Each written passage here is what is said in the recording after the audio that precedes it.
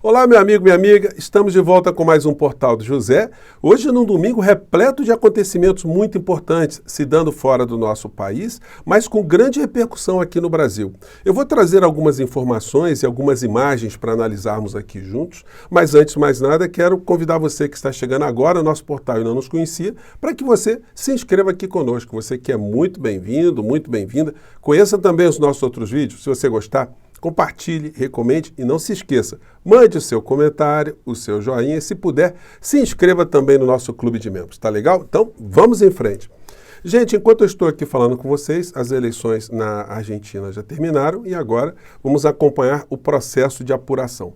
A situação está completamente indefinida, mas nós podemos ter algumas certezas.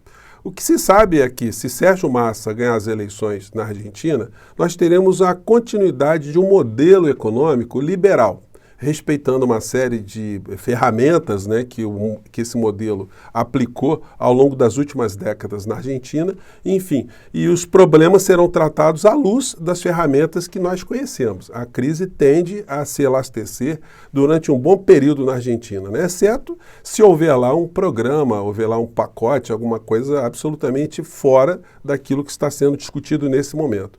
Por outro lado, se vencer o Milei, ganha uma figura absolutamente imprevisível sobre vários aspectos. Em primeiro lugar, porque ele nunca administrou nada, ele é um grande falastrão, é um boquirroto, não é à toa que ele é considerado um louco, né? Muitas pessoas, inclusive, apelidaram de El Louco a figura do Milei, enfim. E se apresentou ao longo da campanha prometendo muitas rupturas, inclusive com uma tal casta. Só que a campanha dele está ali totalmente ancorada no macrismo, né? Na direita conservadora argentina. Será que a direita conservadora argentina apoiará qualquer tipo de maluquice que o Milei disse que iria fazer, como fechamento do Banco Central, a dolarização da economia da Argentina, o fim de subsídios? Se isso acontecer, gente, as tarifas públicas na Argentina, elas vão para a estratosfera, porque o argentino, em média, né, ele tem um salário, né, que seria comparado aqui ao salário mínimo brasileiro, o salário mínimo argentino, um pouco parecido com o salário mínimo aqui do país, só que as tarifas que os argentinos pagam são muito mais baixas que o trabalhador médio aqui do nosso país paga. Então, será que eles estariam dispostos a bancarem esse tipo de transformação tão radical? Eu não acredito, é por isso que eu tenho dito para vocês aqui, se o Milei ganhar, ele não terá uma vida muito longa à frente do poder. Quando a gente lê esse livro aqui, do José Inácio Garcia Milton, chamado Juan Domingo, é um livro que conta a história do Perón. E aí, quando você lê esse livro aqui, você tem uma real dimensão, como é que funciona a política na Argentina, né? Como é que funcionou no último século, nas últimas décadas. A figura do Perón é muito parecida, né, em alguns aspectos, com a de Getúlio Vargas aqui no nosso país, depois que eu li esse livro aqui. E deixou muitas marcas, né, como se no Brasil hoje existisse ainda um getulismo muito eficiente, né, muito ancorado em sindicatos, em instituições públicas, em segmentos da sociedade, dentro da igreja, enfim. Então, é mais ou menos isso que existe na Argentina. Então, é um movimento muito forte, esse peronismo, que vai desde pessoas muito liberais até pessoas mais radicais do ponto de vista das pautas de esquerda. A vitória de Sérgio Massa, portanto, vai representar uma estabilidade dentro da instabilidade. Mas uma vitória de Milei vai acrescentar uma instabilidade adicional. E aí vai ser difícil ele segurar essa história. Por isso que eu disse para vocês no nosso encontro anterior que uma possível vitória dele representaria uma derrota, de qualquer maneira, derrota da direita, sobretudo da direita que está achando que, através do Milei, vai criar um polo, né, ultradireitista no planeta, porque a figura beira a demência em muitas coisas. Então, ele certamente não terá vida muito longa. E, diferente aqui do Brasil, ele não conta com estruturas religiosas, com igrejas pentecostais, e também não conta com apoio de forças armadas. Então, uma figura dessa sem estrutura na sociedade, apenas com uma horda que ele conseguiu assambarcar pela internet, será que teria vida longa? Bom, eu estou torcendo para que ele seja derrotado. Mas, se acontecer o contrário, a gente vai ficar aqui assistindo de camarote e torcendo para que as coisas se resolvam da melhor maneira possível, porque um uma queda ainda mais acentuada da Argentina, vai arrastar o Brasil também, setores aqui do Brasil, de uma maneira muito importante, muito significativa.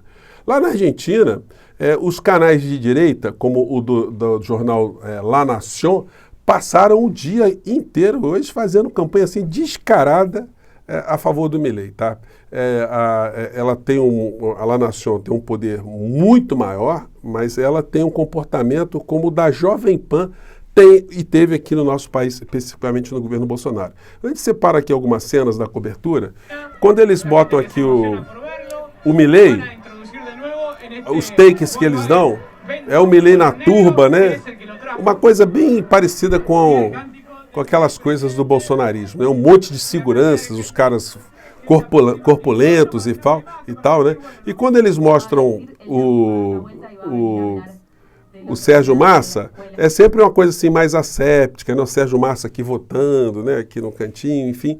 E isso certamente capturou ali alguns votos de alguns indecisos no final da história. Mas vamos saber mais tarde, né, quando houver apuração. Como mostrei para vocês aqui no encontro anterior, numa fala do Pepe Escobar, que é um jornalista que mora fora do nosso país e que enxerga algumas estruturas com outro olhar bem diferente do que nós vemos os colunistas aqui no Brasil, ele salientou uma questão muito importante, que os grandes grupos econômicos, os grupos que ditam os rumos de muitas estruturas econômicas, políticas, militares no mundo, eles não querem a formação de blocos que tenham uma independência suficiente para criarem obstáculos econômicos para esses interesses. Então, quanto mais a gente tiver aqui no Cone Sul, né, na América Latina, um perturbador de qualquer ordem, uma pessoa que cause cisâneas, que não ajude que a América Latina tenha um entendimento de bloco, tenha um comportamento de bloco, melhor para esses interesses. Nós continuaremos a ter isolamentos em muitas pautas e, no caso da Argentina em especial, a gente passa aqui no Brasil a ter um problema muito grande, uma instabilidade muito grande. Bom, aqui a matéria que eu comentei com vocês mais cedo também, comércio bilateral, BRICS, Mercosul, as razões por que o governo brasileiro acompanha de perto a eleição na Argentina. Gente, o Brasil afiançou a entrada da Argentina nos BRICS. E aí o Milei diz que é totalmente contra esse tipo de integração. Ele quer manter a Argentina atrelada principalmente com Israel, vejam só, e com os Estados Unidos. O resto para ele é todo mundo comunista. O Papa deu algumas declarações também que podem ajudar o Massa no final da história, porque o Milei chamou o Papa, né, de comunista, dos piores nomes, o argentino mais importante da história da Argentina. E na Igreja Católica, onde sempre houve um afastamento depois que o Perón saiu do poder, depois que ele morreu, enfim, voltou nesses últimos dias a ter manifestações nas paróquias ali, chamando a atenção para as loucuras de ter uma figura que ataca o Papa governando a Argentina. Então pode ser que a gente tenha aí algumas situações que ajudem a definir essa campanha em favor do Sérgio Massa.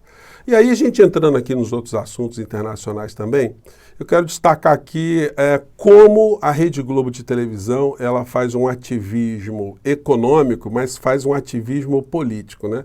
E ela faz uma cobertura do que está acontecendo no Oriente Médio de forma absolutamente parcial, dourando as pílulas quando o assunto diz respeito a interesses de Israel. Vamos comentar aqui com vocês apenas algumas situações muito rápidas, né?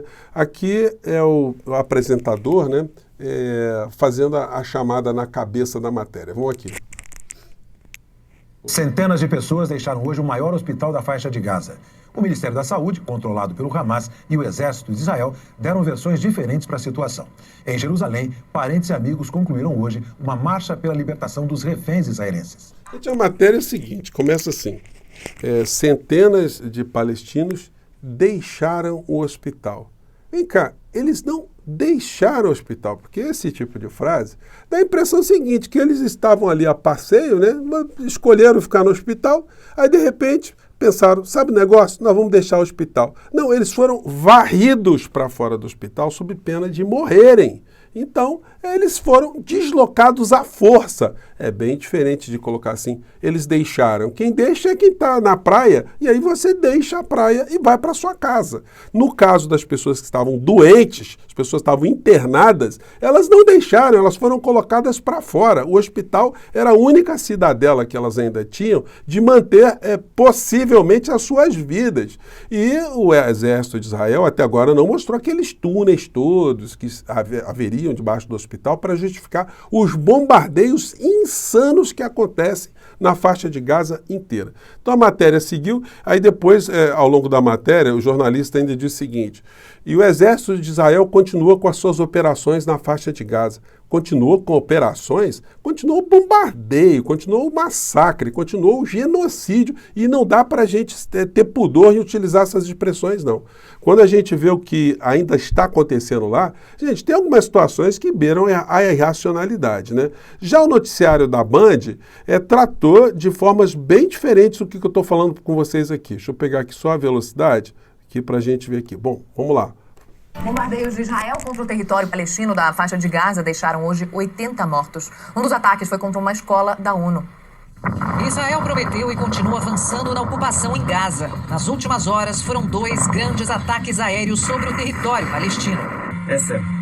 Um deles atingiu a escola Al-Fakura, administrada pela ONU. Pelo menos 50 pessoas que estavam abrigadas no prédio morreram. Na matéria da Globo, eles colocam assim, não há como checar o número de mortos, sempre colocando alguma suspeição, sempre dando uma dourada na pílula, né? Aqui já na Band, a cobertura foi mais correta, ela obedeceu critérios jornalísticos, né, que preservam a informação. Aqui, gente, é uma cena, né? Não peguei aleatoriamente. Aqui você tem um conjunto de prédios ali na faixa de Gaza, na parte norte, como se fosse aqui no Rio de Janeiro o bairro de Copacabana. E aí o exército de Israel, para pegar ali os terroristas, né? Não economiza munição, não. Se tem um terrorista ali, eles destroem o prédio inteiro, né? Vamos acompanhar aqui essas cenas aqui, gravadas ali por uma pessoa que estava na Copacabana, né? De Gaza, né? Vamos dizer assim. Vamos lá. Gente, aquelas cenas de implosão, né? O prédio desce todo, vai tudo para baixo. Tudo para baixo. E aí, evidentemente, o número de mortos que se sai de uma história dessa é complicado, né? Aqui, eu peguei um vídeo hoje aqui, onde a TV colocou um drone andando por mais de 10 horas lá por essa faixa de Gaza aqui, e as cenas são de destruição absoluta. Ó. Vocês podem pegar aqui, pode acelerar para frente, pode pegar aqui vários pontos. Agora entrou um comercial, só porque eu falei para vocês, mas enfim. Eu deixo aqui o link para a gente acompanhar. Isso aqui é uma cena também em frente ao hospital lá, que as pessoas deixaram o hospital, né? Aí passando os tanques aqui, as pessoas saindo, as famílias, né? E no fundo, de uma maneira muito difícil, dá para ver um monte de gente com um paninho branco nas mãos, balançando do tipo assim, olha, nós vamos sair, tá? Vê lá o que vocês vão fazer com a gente, né? Então, a situação está desse jeito aqui. A matéria do Globo: Estados Unidos costura acordo entre Israel e Hamas para pausa na guerra. Gente, só que é o seguinte, o Benjamin Netanyahu já deu uma entrevista que ele não está se importando com o número de mortes de civis lá na faixa de Gaza. Eu já comentei aqui com vocês, existe um interesse não explícito, não confessado, em roubar mesmo, com R maiúsculo, a bacia de petróleo e gás que tem ali a 30 quilômetros da faixa de Gaza. É impressionante como é que esse assunto não é levantado pelos veículos de comunicação de uma maneira geral, né? Com as perguntas, quem é que vai reconstruir a faixa de Gaza? Ela será reconstruída? O que ficará ali? E os palestinos que foram todos deslocados? O que vai acontecer com eles? E como é que se justifica também a ação que está havendo na outra parte da região, né, na Cisjordânia, onde mais de 200 palestinos já foram mortos. E ali não tem o Hamas, ali não tem células do Hamas, ali está havendo também uma expulsão de pessoas, e não é de agora. Então, infelizmente, essa história que eu estou contando para vocês, algumas imagens, a situação aqui que a gente vê na Al Jazeera, dos bebês que foram tirados lá das incubadoras, lá do hospital Al-Shifa, tarifa para serem resgatados e mandados para o Sul, enfim, elas estão girando o mundo, mas com bloqueios muito grandes da mídia ocidental, né? Então, a gente tende, diante dos acontecimentos que vão se sobrepondo uns aos outros, de esquecermos, né, de dar a devida atenção a esse massacre que está acontecendo. E aí as pessoas ficam com as minudências de classificar, não é genocídio, não é genocídio, então o que é? Extermínio de pessoas, é extermínio étnico, é assassinato em massa, é bombardeio desordenado, ou vocês vão querer acreditar que esses bombardeios são cirúrgicos, você derrubar aquele conjunto de prédios ali, bairros inteiros, sem ter matado milhares e milhares de pessoas que não tem nada a ver com a história, não tem nada, não respaldam nenhum tipo de terrorismo, até porque elas sabem que elas correriam riscos num tipo de ação como essa. Então, é complicado, né, esse tipo de situação, continuar a agraçar mundo afora sem a repulsa total, sem o repúdio total das pessoas que são humanistas mundo afora, né? É por isso que eu trago esses assuntos aqui, eu faço questão de sublinhar esses temas aqui no nosso portal do José. Tá bom, gente? Eu fico por aqui, agora vou acompanhar ao longo da noite aí a apuração da Argentina, fazendo a torcida para que pelo menos a racionalidade vença lá na Argentina e que a gente possa amanhã, né, ver como é que ficará a cara da direita no meio dessa história toda, tá bom? Fico por aqui, mande seu comentário, um grande abraço, tchau!